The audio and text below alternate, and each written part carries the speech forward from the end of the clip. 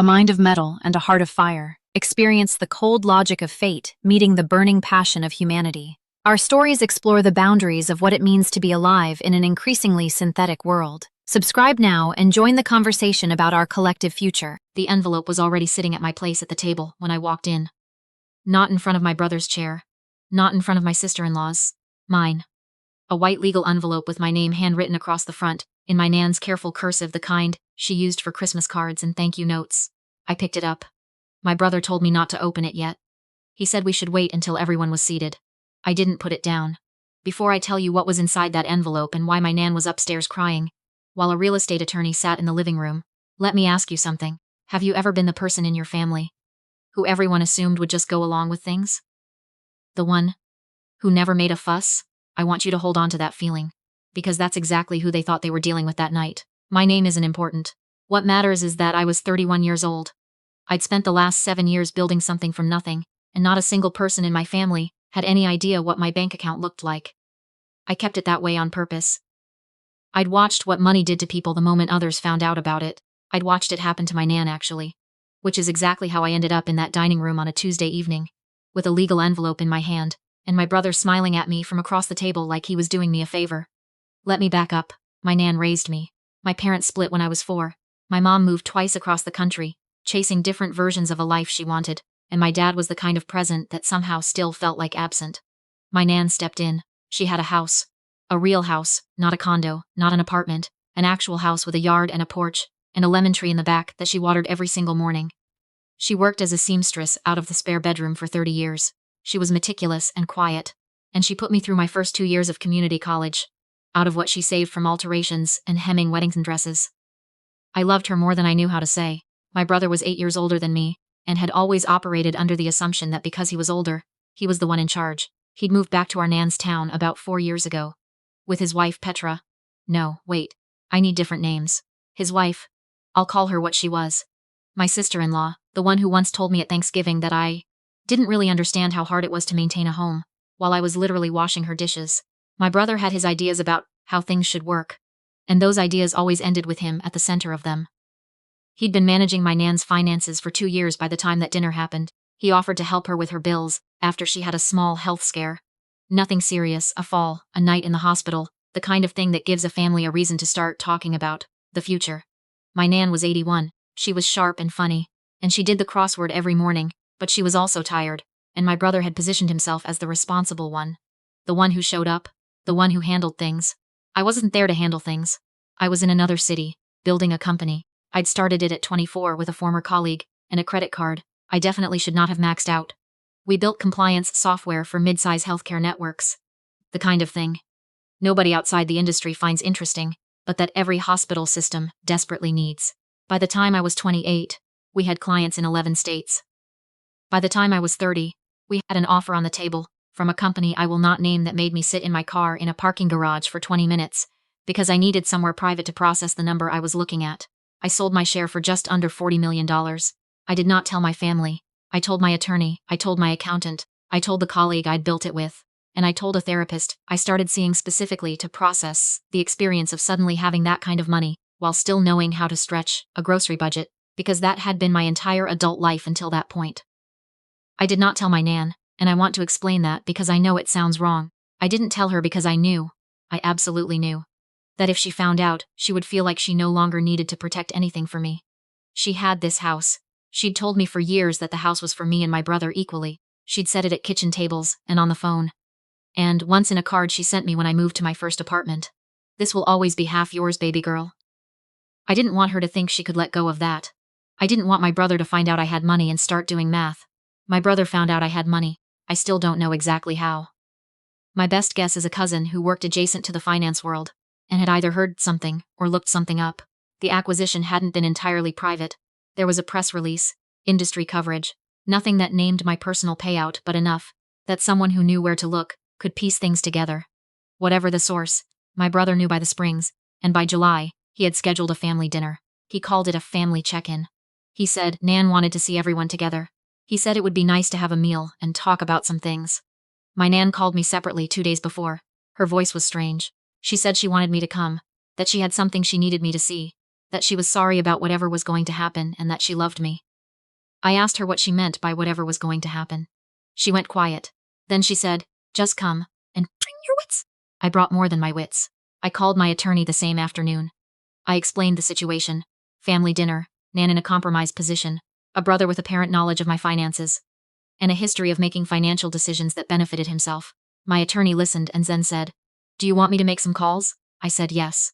I said I also wanted to understand exactly what my Nan's property situation looked like, who had been given power of attorney if anyone, and what the current title on the house said. What came back was not good. My brother had not done anything technically illegal yet, but he had spent the previous 18 months slowly restructuring my Nan's affairs in ways that were, at minimum, ethically grotesque. He had her sign over a limited power of attorney for financial matters, which she'd done because she trusted him, and because he'd framed it as making it easier for him to help with her bills. He'd used that to move some of her savings into an account he co-managed, and 3 months earlier, he had spoken with a real estate, an attorney, not on behalf of my Nan, on behalf of himself, about what it would take to transfer the house into his name in the event of my Nan's death, specifically in a way that would bypass the verbal and informal understanding that I was entitled to half. The answer, according to the documents he'd apparently been reviewing, was to get me to sign a quitclaim deed. A quitclaim deed is exactly what it sounds like. It's a document that says, whatever interest I might have in this property, I'm giving it up. No money necessarily changes hands. No formal appraisal required. You sign it, you're out. The house, which my Nan had owned outright for decades, which sat in a neighborhood that had changed significantly in the past 10 years, was worth somewhere between $800,000 and $1.1 million, depending on the market day. My brother wanted me to sign away my half of that. The envelope on the table, I now knew, contained a quitclaim deed, with my name on the transfer line, and a pen clipped to the outside. I sat down. My sister-in-law was already at the table. She did this thing where she didn't quite make eye contact when she knew something uncomfortable was happening. She'd look near you, at your shoulder or your ear, like if she didn't look directly at your face, it wasn't really deception. She was doing it then. My brother came in from the kitchen carrying a bottle of wine like we were having a celebration. My Nan came downstairs slowly. She had a cardigan on even though it was warm. She sat at the head of the table and looked at me, and I saw it. The thing she'd tried to tell me on the phone. She was frightened. Not of me. For me. "You found the envelope," my brother said. It wasn't a question. "I did," I said. "We wanted to talk about the house," he said. "Nan's been thinking about her arrangements, and it just makes more sense, practically speaking, for things to be consolidated. The upkeep, the taxes, the eventual estate process. It's a lot. And since you're not really in a position to be involved in the day-to-day, because I live 4 hours away," I said. "Right, and with your situation." He paused there. He was waiting to see if I'd react to the word situation. If I'd ask what he meant. If I'd reveal what I knew he knew. I didn't. I just looked at him. He continued. "It just seems cleaner if the property is in one name going forward. The deed in the envelope is standard. It's just a formality, really." I looked at my Nan. She was looking at the Century 6, a small ceramic bowl of lemons she'd had on that table for as long as I could remember. She wasn't going to say anything. She'd already said everything she could when she told me to bring my wits. "A formality," I said. "It doesn't really change anything for you." My sister-in-law said to my left shoulder, "You have your own life. You're not going to move back here. This is just about making things practical." I opened the envelope. I read the deed. It was what my attorney had described. A clean transfer of my interest in the property to my brother, as sole beneficiary designate, in exchange for, and I'm reading directly from the language here, love and affection and other good and valuable consideration. Love and affection. That was what they were offering me for $400,000 of real estate. Love and affection. I put the document down on the table. "I'm not going to sign this," I said. My brother's face did something complicated. It moved through surprise and then recalibrated quickly into a particular kind of patience. The performed patience of someone who has already decided they're going to get what they want and is now managing the obstacle. "I don't think you fully understand the situation," he said. "I understand it," I said. "You're not here. You're not contributing to her care. You're not paying any of the carrying costs on this house. It's not fair for you to have a claim on something you've put nothing into." "I put nothing into it because she told me not to," I said. "She told me she had it handled. She told me to focus on my work." "Your work." He said it like it was a word he didn't quite believe in, like my work was a hobby I'd been indulged in. "My work," I said. My Nan looked up from the lemons. She looked at me, and for just a moment she looked like herself. The woman who hemmed 3 wedding dresses on a Friday to make sure I could register for my second semester. She looked like the person who had always known, before I did, what I was capable of. I reached into my bag. I'd brought a folder of my own. I want to be precise about what happened in the next few minutes, Because I need you to understand that this was not a dramatic Mike movie moment. Nobody gasped. Nobody flipped a table. What happened was quieter than that, and somehow worse for them because of it. I set my folder on the table next to their envelope. "What's that?" my brother said. "I had a few conversations this week," I said, after Nan called me. I wanted to understand the full picture before I came tonight. Inside the folder was a letter from my attorney, addressed to my brother, outlining the specific provisions of the power of attorney he held, what it authorized and, more specifically, what it did not authorize. Included with that letter was a summary of the account movements my attorney had been able to identify in my Nan's finances over the prior 18 months. Transfers, management fees, redirected interest. Not enough to constitute clear fraud, enough to constitute a very uncomfortable conversation with a very focused attorney. Also in the folder was a printout, a property record, for a commercial building 4 blocks from my Nan's house, a 3-unit mixed-use building with ground floor retail, purchased 14 months ago by a holding company that I had formed shortly after my acquisition closed. I had not told my family about this purchase either. I'd bought it because the neighborhood was changing, and it was a sound investment, and because, honestly, some part of me had wanted to be close to my Nan without making a production of it. My brother owned a business. His business occupied one of those retail spaces. He had been leasing it for the past year from a property management company that handled the building on behalf of the holding company.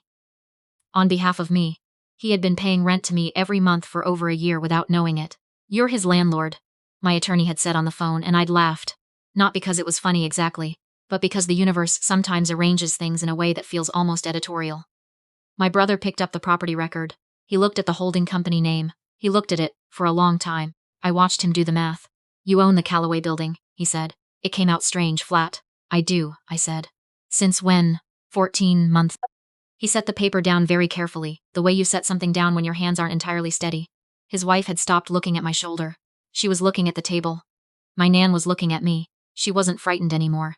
"I also spoke with a geriatric care attorney this week," I said.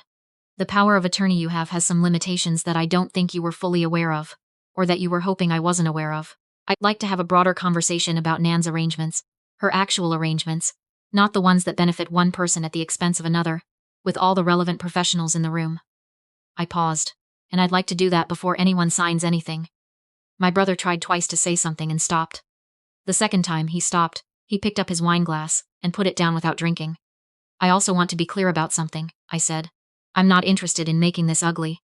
I'm not interested in involving anyone outside this family unless I have to. What I am interested in is Nan being protected, her wishes being honored. Both of ours, actually, since she's been telling us both for 20 years that this house was for both of us." I looked at him. "I'm going to need you to hear that."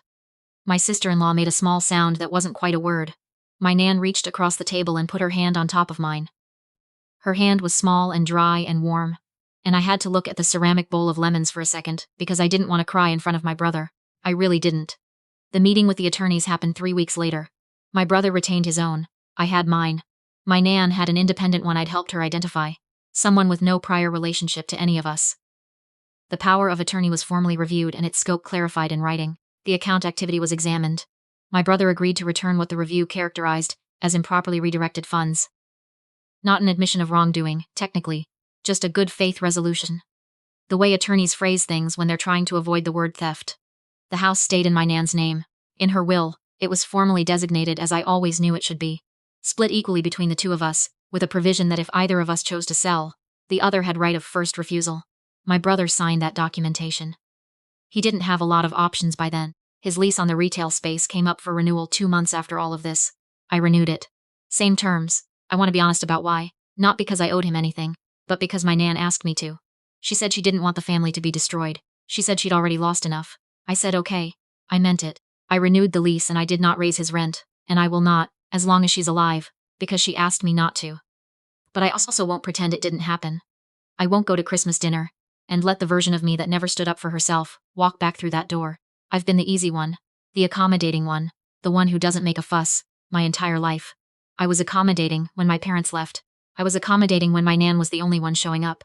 I was accommodating when my brother positioned himself as the responsible one, while I was 4 hours away, building the thing that turned out to matter more than any of us expected. I'm not accommodating anymore. My Nan called me the week after the attorney meetings. She sounded lighter. She said she'd slept well for the first time in months.